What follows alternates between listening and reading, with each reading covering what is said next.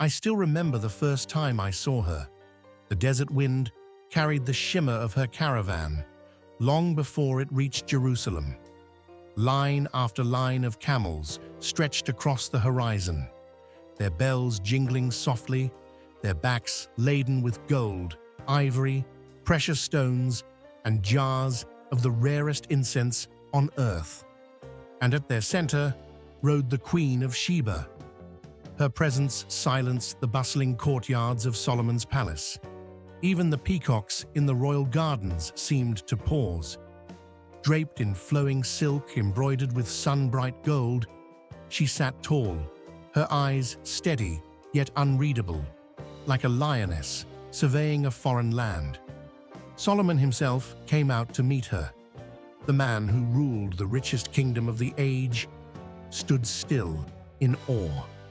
That day, Jerusalem held its breath. We did not yet know her name or her origin, only that she had crossed deserts to test the wisest man alive. And somehow, it felt as though the world itself had turned to watch. Who was she? To find her, I had to travel far south, beyond the sands of Arabia, where the mountains kiss the sea. There, on the edge of the empty quarter, lay the ancient kingdom of Sheba, or Saba, as the inscriptions call it. This land thrived in what is now modern Yemen, and possibly Ethiopia across the Red Sea. Sheba was a land of traders, rich beyond imagination. Its wealth flowed from frankincense and myrrh, the sacred resins burned in temples from Egypt to Babylon. Caravans wound through the Arabian desert, their routes known as the Incense Road, linking Sheba to the markets of Mesopotamia, Egypt, and the Mediterranean. At the heart of their kingdom stood Marib, a city of stone temples and tall pillars. Even now, broken columns pierce the desert sky, where the great Marib Dam once captured the floodwaters. Ancient Sabaean inscriptions speak of kings and queens who ruled with divine authority, claiming descent from the moon, god Al-Maka. And across the Red Sea lay Aksum, the rising power of the Ethiopian highlands. Some traditions whisper that Sheba ruled here instead, over fertile plateaus and stone-cut palaces. Ethiopian legends call her Makeda, the lioness queen. Wherever her throne truly stood, Sheba was no small village. It was an empire of gold and spice, bold enough to send its queen to stand before Solomon himself. Scripture tells us how it happened. 1 Kings 10 records. When the Queen of Sheba heard of the fame of Solomon, concerning the name of the Lord, she came to test him with hard questions. She entered Jerusalem not as a supplicant, but as an equal. Her arrival was thunder and silk. Gifts poured like rivers, gold, balsam, rare gems. The city buzzed with rumors. Even the foreign envoys at Solomon's court stopped their whispers to watch her pass. She stood before the king of Israel, and she tested him. Her questions were sharp as carved obsidian, riddles of nature, of heaven, of the soul. She spoke of the stars, of the turning of the seasons, of justice and kingship. And Solomon answered them all. Not one escaped his wisdom. She saw his palace lined with cedar and ivory, the steps of gold, the servants clothed in white linen, the priests offering sacrifices in the temple. Even the way his cupbearers served wine stunned her. "The half was not told me," she whispered. But beneath the splendor was strategy. Her journey was more than curiosity. It was diplomacy. Controlling the incense trade meant controlling the wealth of empires. And Solomon's Israel stood at the crossroads of continents. Sheba needed an alliance, and she sought it with wisdom. When she left Jerusalem, her story did not end. It only became more mysterious. Centuries later, the Ethiopian chronicle Kebra Nagast claimed she bore Solomon's child, Menelik I, who became the first emperor of Ethiopia.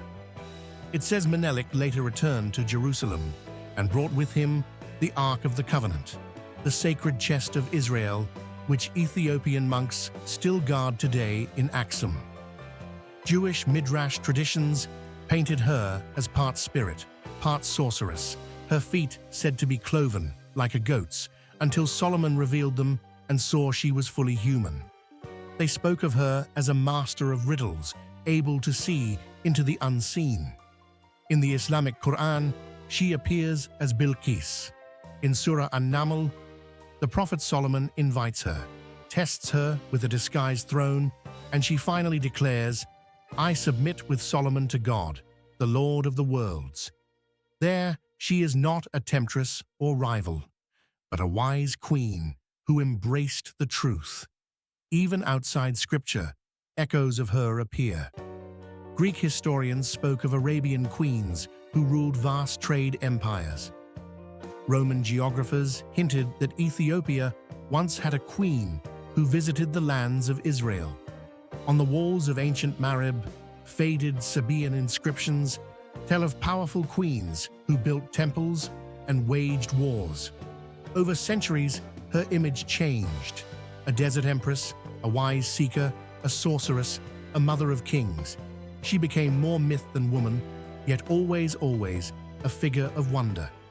And then she vanished. After her return from Jerusalem, the scrolls fall silent. No inscription names her. No tomb bears her crown. But her shadow lingers. In Ethiopia, emperors for centuries claimed descent from Solomon and the Queen of Sheba. They called themselves the Solomonic dynasty and ruled until the 20th century. In the highlands of Aksum, they still whisper her name, Makeda, as the mother of their nation. In Yemen, the ruins of Sheba's temples still rise from the sand, their pillars catching the desert sun. The people say they were hers. In the Quran, she stands as a symbol of wisdom and submission to God. In the Bible, as a ruler who crossed deserts seeking the truth. Her story may be wrapped in mystery, but her legacy reshaped kingdoms. Sometimes I wonder what she saw in Solomon that day. Beyond the gold, beyond the splendor. Perhaps what drew her was not his palace, but his God. She came with riddles and left with revelation. And maybe that is why her name endured, because she became more than a queen. She became a symbol of seeking wisdom at any cost. The sands may have buried her throne, but they could not bury her legend. This was the Queen of Sheba, the mysterious ruler who walked out of the desert and into eternity. Subscribe and walk with me through the lost empires of the Bible.